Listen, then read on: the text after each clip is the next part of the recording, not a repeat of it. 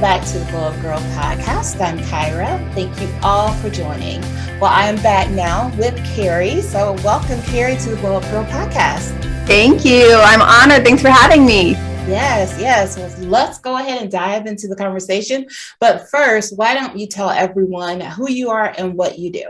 Sure. So I am a holistic mindset coach with a long background in psychotherapy. My master's in marriage and family therapy from Iona College in New Rochelle, New York. Let me see. Since graduating at New Rochelle, I've been kind of a lot of different places all over the place. I've done community mental health. I've done residential treatment centers. I've done hospitals. I've done, let's see, where else? Camp Dodge, so military base, substance abuse, and I'm in private practice now. So I've been in a lot of different settings, worked with a lot of different people and populations, which has led me to where I'm at and what I'm doing now, and really centering in on that holistic health, looking at mind, body, spirit, and working on the mindset, the negative belief systems behind whatever our problem might be. So that's me. Awesome. Well, you have a great background and just a very varied experience. So speaking of talking, we're talking about removing some of those negative beliefs that we carry. So let's start there. What are some of the common signs that we may have hit a wall, and we might be running from a problem? What are the signs of when you really need to say, you know what, I need to stop and I need to solve this and figure it out? Yeah, good question. So that can look a lot of different ways for a lot of different people, but there's two kind of common ones that I see people come in and say is either one, just I'm stuck. I'm going on, I'm going in circles. I just can't seem to move forward. Whatever they may be stuck in, that might look different, but they just feel stuck. And then the other one that I hear a lot is, and it's not that always the client necessarily has this insight yet. They may, or sometimes I'm noticing it as they're telling me their background and what's going on in their life. I like to do really thorough assessments so I know basically what's been going on in their life since day one, since they were born. But what I'll see or what they'll tell me will be these repeating patterns. It might be dating the same kind of person over and over, or having the same kind of issues or fights with your boss all the time, or each employer that you work with, same issues in your work setting, or the same health issues popping up time and time again. But if there's patterns over your lifespan, that's when we can kind of notice, okay, something's going on there. Something's behind that. Let's dig in there. Mm-hmm. That's so true, because I do think that people will continuously. So for two things that you said. First, it's that definitely knowing that being stuck feeling. And you're just sort of I always equate it to you're the hamster in the wheel. Yes. Doing the same thing over and over and over.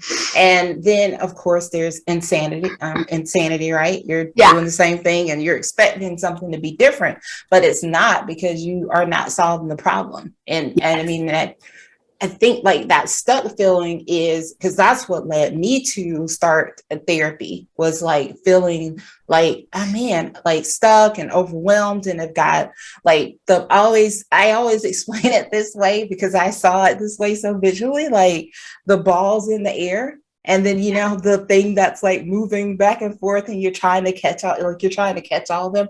And that was I was at that point when I decided to I got to talk to somebody, because I cannot do this anymore.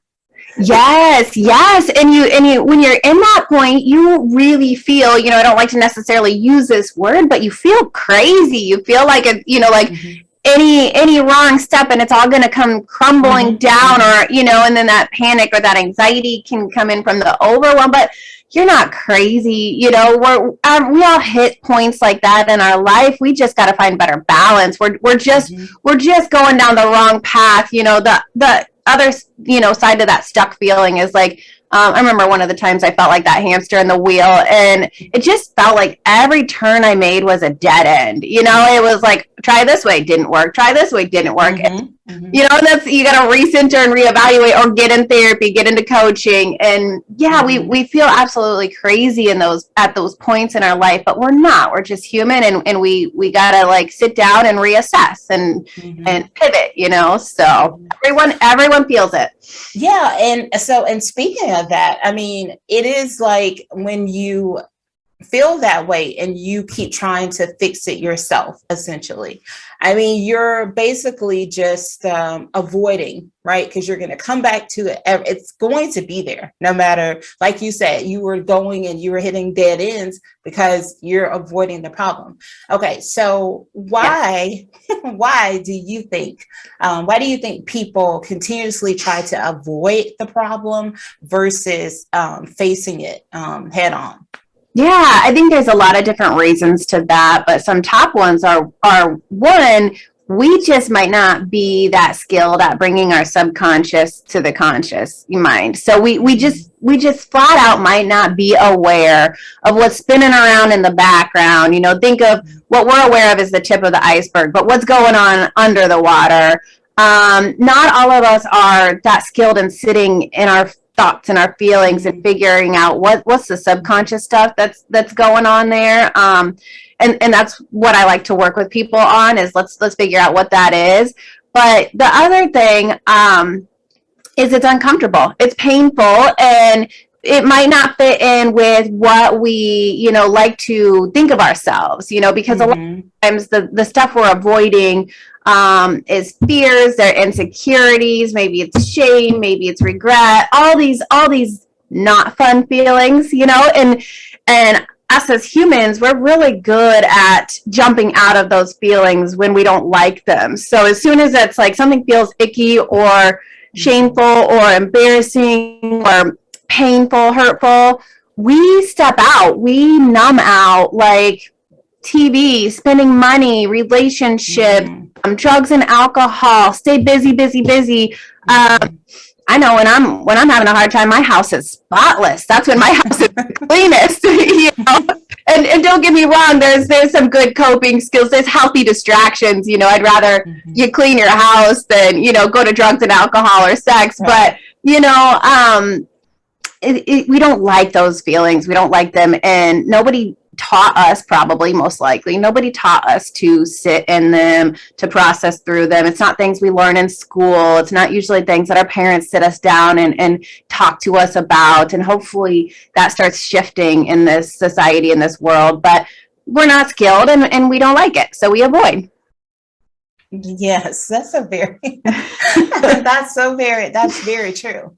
Well, and then too, I think the another thing that I've like heard people say, or I picked up on, you know, when people don't want to take that step to get help too, it's because of like you said, they don't have the skills. They weren't taught that. Like, you look at your background and how you were raised, and, you know, a lot of people aren't raised to talk about their feelings or to solve things by talking to someone else. You know, it's no, you could figure it out, you know, or if you know, oh, you're not supposed to go to therapy, you know, why do you need to go to therapy? And, you know, not to use the word crazy, but that's what, you know, well, I mean, are you crazy? Like, why do you need to? So, you know, it's like, it's getting beyond like even those negative stigmas of mental health and wellness, and being able to take care of yourself, or, you know, because like I've talked about a few times, like even when I first started, like, you know, my parents were sort of like, well, why do you need to go to therapy? And I was like,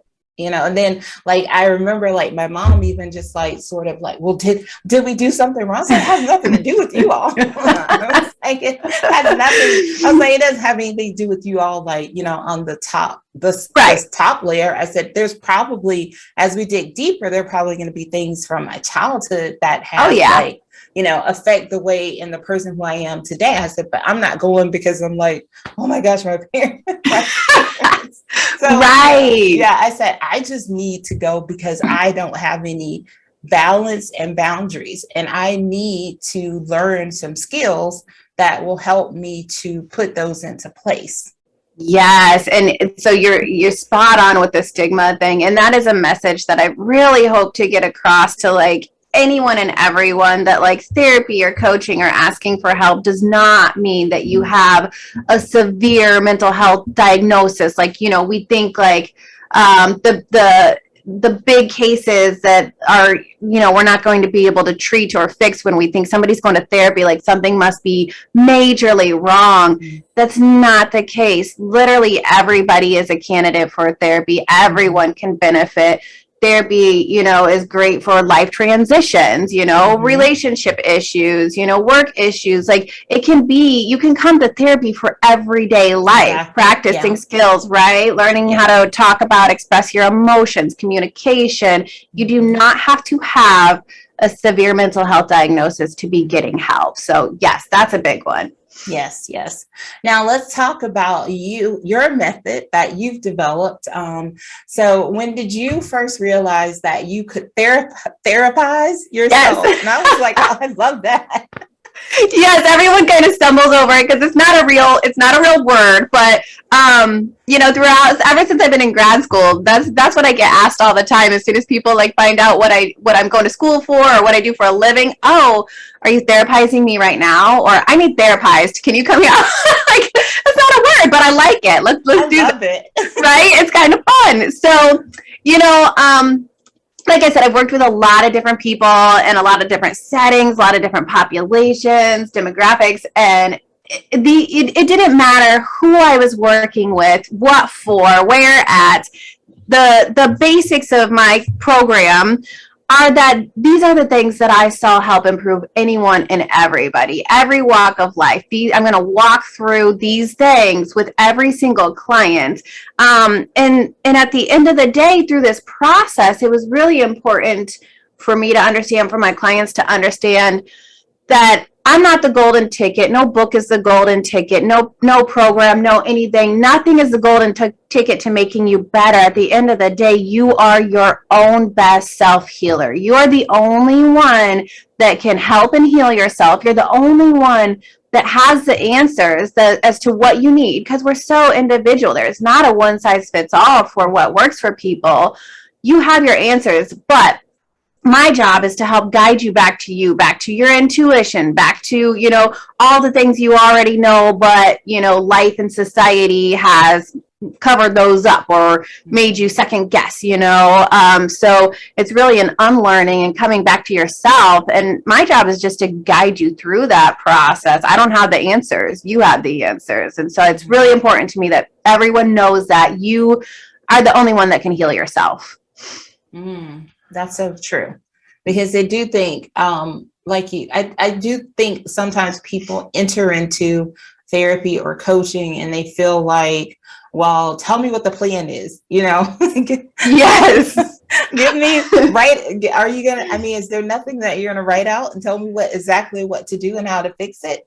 And you're right. Like it's all inside of us. I mean, the therapist or the coach is just there to guide you, help you build the framework. Yes. But you are the one that's like providing, you know, the wood, you know, if you're building the house, right? So I think that's really, really important. And so, like you said, your method works across any stage of life, any type of situation, and for any person who is just ready to take that step, right? Yes. And it's interesting that you say that about like, well, just tell me what to do. Give me step by step, because I get that all the time, and some more than others, you know, and sometimes I can see the frustration, you know, or hear it in their voice of like, give me the answer, tell me that, you know, and I think, you know, when I released my book and I put together this program, that was a little bit of the combining the idea, you know, and understanding that we are our own best self-healers. So I need you to take accountability, but also trying to provide for people and clients a little bit of that step-by-step that people are looking for, you know. So in the book, I do try to go step-by-step of what areas we can start working on and assessing and evaluating to build a foundation for good mental health and wellness.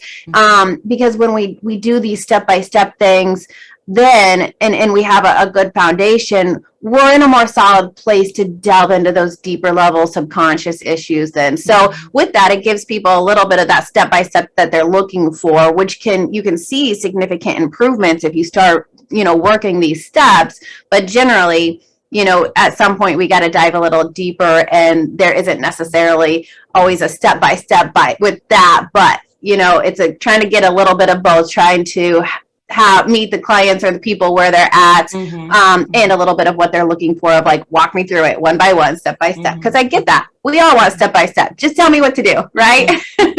Well, I think something you said is so key. It's the accountability, right? It's the accountability of the client, the person, because you can't go into it and just want somebody else to just tell you how to do it. You have to be accountable. And that's something that, now I'm at a place now when I go to therapy that it's not necessarily about me getting assignments or something like that. In the beginning, when I first started, there would be, all right, so we're going to focus on this over the next 2 weeks, or here's an assignment. Same thing with coaching, because those things matter. I mean, you don't want to you're not just going somewhere just to, freely just talk. I mean, now I'm at a place where it's like, I might just have a session and then just like shooting a breeze for an hour, but it's the things that, you need to release to, someone. So, we know obviously that your growth and your healing, they don't happen in the same path. I mean, they're both going to be hard, right? As you heal, you're growing. So that's going to happen. And I think, like you said, there could be frustrations for people because it does feel like up and down. It feels like you're, sort of backtracking, because I'm just speaking from personal. Yeah, but you're so right. You're so right. The process is not linear. It is all over the place. Like 1 week I'd be like, oh, wow. I really was nailing that. And then 2 weeks later, it's like, well, I felt okay. So, but for anyone out there who is listening or watching us, and what would you say are some of the first actionable steps that you would suggest to someone who is looking to, for a level of, to level up in their lives? Yes. So I will always tell my clients, I want you to go to the basics of the body. So like I said, I take a very holistic approach. We're looking at the mind, body, the spirit, or soul, or whatever word you want to use for that. But mind, body, spirit, we're looking at every single one, because having that balance, we want to integrate those. They're so interconnected that, they affect each other so immensely. To ignore one is going to cause a lot of problems. So I take a holistic approach, and what I like to start with is the body, because the body's always there, right? We're not showing up anywhere without our body. But the thing about that is, there's more and more science and research behind that mind-gut connection, and that's real and that's powerful. And so, there's a lot of areas we could delve off into that. But as far as just first steps, one, I just want people taking little baby steps. I don't want you to start out, today I'm going to change my life, and tomorrow I'm going to be a 180 totally different person. Don't do that. It won't work. We don't change that fast. It'll backfire. I just want little baby steps with how you're eating, how you're sleeping. Are you moving your body? And I know that that's going to look really different for everybody, because we're all at different phases. And I don't, there's a continuum. I don't expect people to be, that's not perfection we're looking for. We're just starting with where you're at. Let's say you only get 4 or 5 hours of sleep at night. Then I want you to try to bump it to 5 or 6, ultimately 7 or 9. Foods. I want to cut out the fast foods, the processed foods. And I want to see more whole foods. That nutrition really, really matters. And exercise. I don't. It doesn't matter what you do. Just start, ease in, dip your toes in little bits. And I like to say, try to do it where it doesn't feel like a chore, like where you're absolutely dreading it, There's certain workouts that I dread, but almost always I'm okay with like a walk, 20-minute walk. I can do that. I like that, that helps me clear my mind. So maybe that's it, whatever works for you. but that what we're putting into our body or how we're treating our body is so crucial, because so many times people come in and they're experiencing mental health symptoms like anxiety, depression, physical aches and pains, whatever it may be. And really, they're coming from, maybe the mental health symptoms are actually coming from physical health issues. We can be eating things that trigger anxiety because we're sensitive to them. Our body doesn't process or respond to it well. Or we can be, having so much stress and anxiety and not coping and not dealing, that we're creating, physical symptoms. A common one is just irritable bowel syndrome. We're having gastric issues. We feel sick to our stomach, or, tension and tightness in our muscles where they ache, so we really want to treat the body and the mind so that we know what we're working here, because things can look like the other ones. So back to the basics. How are you eating, sleeping, and exercising? Just to start. Little baby steps. Yeah, I like that. You're so right about that. I mean, you do have to approach it from the holistic standpoint, because you can't have one of the things won't work without the other two things. And right. So you have, and I know sometimes it takes people a while to get to that place, where you're like, okay, yeah, these things are all connected, and I can't eat bad and feel good, Right. We don't like that. We don't like to hear that, but it's the way it is. But it's so true. I mean, like, I see it all the time now, like during the week, I definitely stick to, certain meals, and, it's pretty planned out for the week, and working out and stuff. And then I might get to, Saturday, and might say, oh, well, I'm going to have, I like to have wings today or something like that. Well, I might have those wings, but I paid for it. Yeah. It's like my body is like, what are you doing? You can't take, you can't take this. It's like you can't go away from it and then try to pop it back in and then think that we're going to be okay with it. And then I end up just being sick. And so then I'm like, at the end of the day, is it worth it? No. I mean, right. And I don't want people to think that I love pizza. Pizza is my thing. I'm never going to give up pizza, but if I can limit my pizza instead of 3 times a week to maybe 1 time a week, right? Then my body can handle and tolerate it better. I'm going to feel better. If I eat pizza or fast food burgers on a regular basis, I start to feel sluggish. I start to feel slow and tired and irritable and not on my game, right? You really start to notice it when you cut these things out. But I really like to see people go into a functional medicine provider and learn their food sensitivities, or how their body is functioning, if any areas aren't, tip-top shape. I learned that through functional medicine, I learned that I have a sensitivity to oats and stevia, and I don't personally use stevia, but a lot of times if you're buying something from a restaurant or a fast food, there's stevia in it that you might not be aware of. Oats, that's some things you don't even think of. The thing is, I was experiencing brain fog for about 9 months, and I'm sitting here I can't wake up in the mornings. I just feel groggy. I feel foggy. I do not feel myself. Something's wrong. And this was before I knew about the oats. Well, it lined up perfectly that I had some drink from Starbucks, something fancy. Ooh, that's amazing. And I wanted to start making it myself. And so I was putting oat milk into my coffee every single morning. And I loved it. I loved that oat milk in my coffee. I learned I'm sensitive to oats. I cut out the oat milk from my coffee. And what do you know? Within a few days to a week, the brain fog's gone. And I'm like, wow, just that one thing.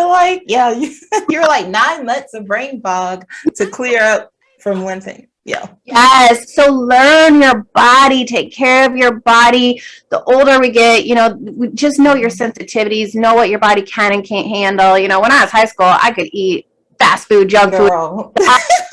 And I did. I was an athlete. I ate it all. I cannot do that anymore. No, I can't.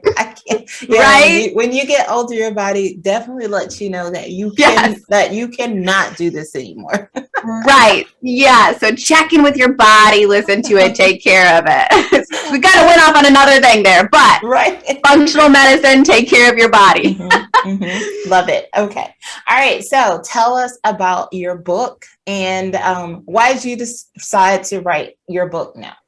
Yeah. So, oh, gosh, I don't even know. I just knew okay. It just felt like something was bubbling up within me. I'm like, I got to get this out. I got to get this out. Cause I was noticing over, I mean, I've been in the psych field for almost 2 decades now. And with all the things I've done and people I've worked with, like I said, there were those repeating things that seemed to work for everybody, or that everybody was overlooking or missing or lacking on. So the book was just kind of that spilling out of what I just heard myself kind of saying, like a broken record on repeat with all of my clients, and realizing, yeah, it doesn't matter who you are, what age you are, what you're working on. These are the things that I really, really want to see all my clients paying attention to and start working on building that solid foundation.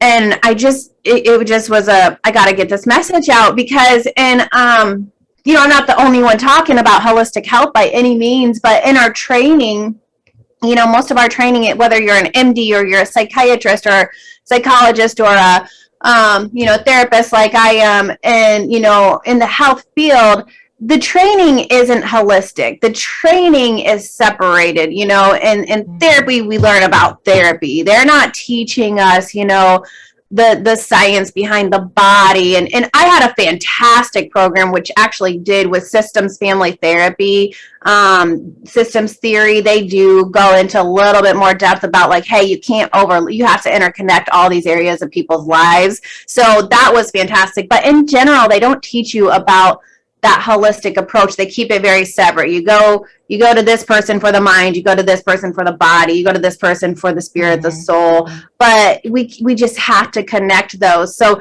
that message, like I said, and then hearing myself like a broken record on repeat with all my clients, that's just how that book came to be, of just wrapping that all up and tying it up with a bow.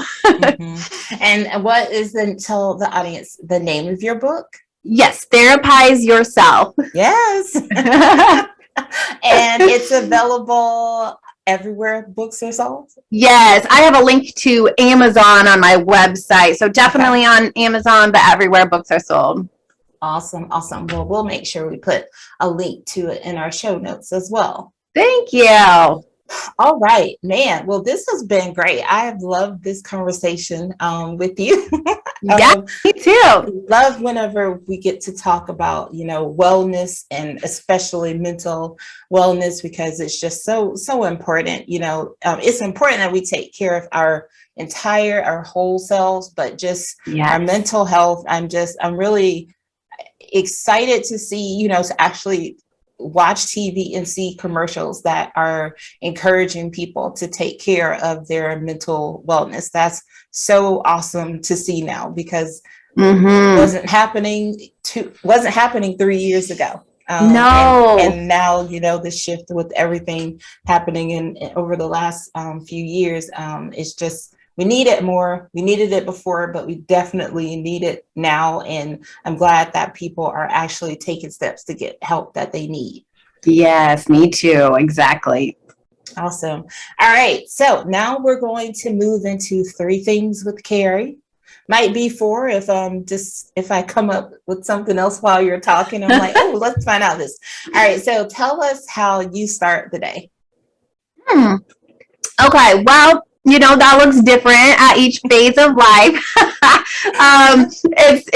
It's a little different than my ideal now, because I do have 4-year-old twin boys. So it's a little more rushed and chaotic than what would be my preference. But I wake up at the same time every day. That circadian rhythm and keeping that on track is important to me. Our sleep patterns, nothing is more healing and gets us functioning our best than our sleep. So I wake up at the same time every day, 6 a.m. for me, and I try to get to bed within, half hour of the same time every night too. Doesn't matter weekday or weekend, I try. And so for me, I have learned that if I want to get going and I want to start my day out right and I want to be alert and I want to be, firing on all cylinders, it is from out of bed immediately straight line to the shower. I have to hop in the shower. So that's kind of my biggest thing right now in life to get me going. If I don't hop in that shower right away, I'm slow, I'm sluggish, my brain isn't firing. If I get in that shower, I start to wake up, I start getting going, and I'm like, okay, I'm like, it's like someone pushed the turn, I'm on, I'm moving, push the button, let's go. And I try in the shower now, try is the key word, to in the shower, turning it like slowly, like turning it colder, for a handful of different reasons. But there's supposed to be, skin benefits, but also there's supposed to be central nervous system regulating benefits to staying in that cold water. I'm not even going to pretend to get all the science right. And I think some people say you're supposed to do it for 3 minutes. I'm pretty sure I don't make 3 minutes. But I try to have that water be cold for a little while. There's some research on the polyvagal nerve too, and just regulating the central nervous system, and that there's benefits to kind of shocking that body with the cold water. So again, don't quote me on any of the science part of it, but those are my first things in the morning that are just staples. And then it's, getting dressed, getting the kids ready to go, dogs fed, all those things, and out the door. So awesome. All right. So what do you do when you have a day off? So my first things when I have a day off that I like to fit in is one, movement, physical activity in some way, whether that's like going to the gym, exercising, or just getting outside and walking around, running around. So physical movement, and then being outdoors. Now, being in Iowa, that is tricky half the time, but if the weather is decent whatsoever, I am outside, I'm getting fresh air. And then the third component to that is like, if I can, I don't just want to be outside. I also want to be somewhere in nature, like, the woods, a lake, somewhere on water. We don't really have mountains or ocean or here, anything like that here, but anywhere I can get more in nature, because to me, and I think to just most humans, that's grounding, and there's a sense of connection when we're in nature. So I want movement, I want that fresh air, and I want to be in nature. Again, phase of life, it's me running around with little twin boys, just trying to like keep them in check. But yes, those are my top 3 on a day off. All right. And how do you end that day? Yeah, let's see. So I am very big on getting my kind of like work hard, play hard idea. Like I want to get my to-do things done and out of the way. So for my mindset, that allows me to feel accomplished and like, okay, I was productive, I was accomplished, I did those things, and then I can remove them from my brain. They're not lingering like, I still got to do this, or I didn't do that, or telling myself, oh, you failed today, or, any of that negative stuff. I want to get the things I need done. And then ending the day can be, more relaxing, peaceful, stress-free. Let's see, do I have any routines?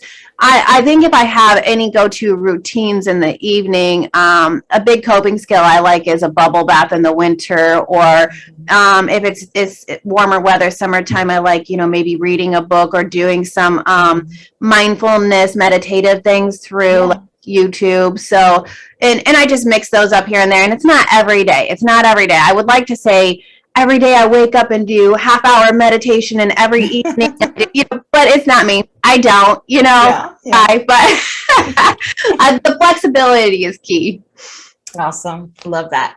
All right. So before I let you go, can you leave the audience with 3 key takeaways from our conversation today as it relates to, removing these negative boundaries from our lives and, elevating to the next step? Yes. All right. So 1 would be the basics. take care of your eat, sleep, and exercise. Start with little baby steps there. Then 2, I would say, is trust in yourself, be your own self-healer, know that you have your answers, and be willing and take that accountability to either dig in or reach out for some professional help.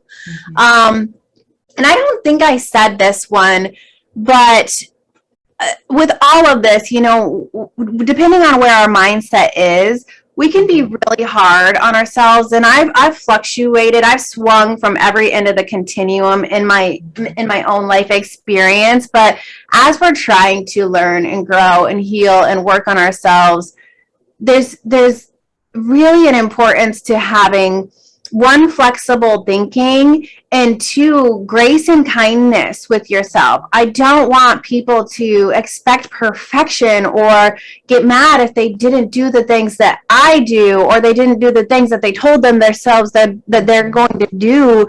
I've gotten to where I've gotten with some balance and coping skills and self-care because I failed left and right a zillion times on this journey trying to figure out what works for me. And so having flexibility that you're not going to be perfect every day. Someday you're going to rock it, and someday you're just going to be like, that was a total disaster of a day, and that's okay. That's all right. And then be kind to yourself. Give yourself that grace and tell yourself it's okay. And, tomorrow's a new day. Just cut out that negative self-talk. The world's hard enough. Let's not be our own worst enemy. Yes, I love those. Thank you. Yeah. And lastly, how can the audience connect to you? Sure. So the 2 best ways are going to be my website, carrieleaf.com, and then Instagram is probably the social media that I keep up the best right now, and I'm not even that great at it, but at Carrie Leaf Coaching on Instagram. Those would be the 2 ways. Fantastic. Awesome. Well, Carrie, thank you so much for joining me today. I've had such a blast chatting with you. You are always welcome to come back in the future. Thank you so much. It's been so fun. Thanks for having me. Fantastic. Well, stay tuned, everyone. I'll be right back.